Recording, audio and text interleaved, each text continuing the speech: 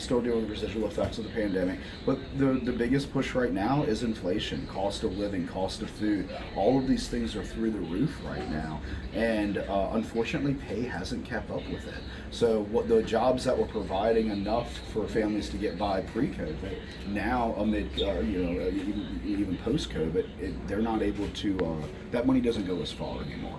And what we're seeing is families still in need and still facing food insecurity. We've got like soup, noodles, peanut butter jelly. I'll add a loaf of bread.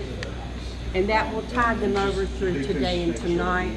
They can go to distribution in the morning and pick up their 2 weeks worth of food. The meat of that question, what we get at, is those who are having to maybe let go of a certain amount of pride, and not a bad pride, but just that desire that I don't want to.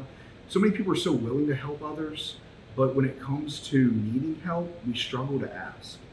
And when someone finally reaches a point where that part has to lay down because they have to get help, I think they're really relieved when they come through the doors and they see how accepted and welcomed and loved that they are by our staff and our team of volunteers here. And that's our goal, is for them to come in. It's not programmatic. Although we do a really good job tracking our data and all of that, we're here for people.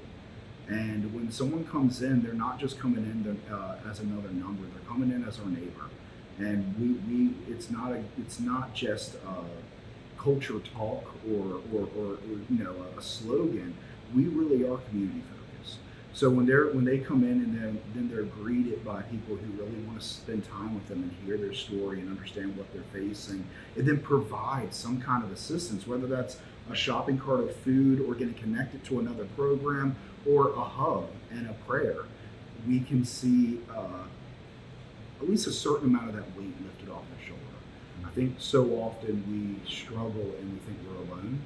And when people can come in and realize they're not alone, that helps just in and of itself.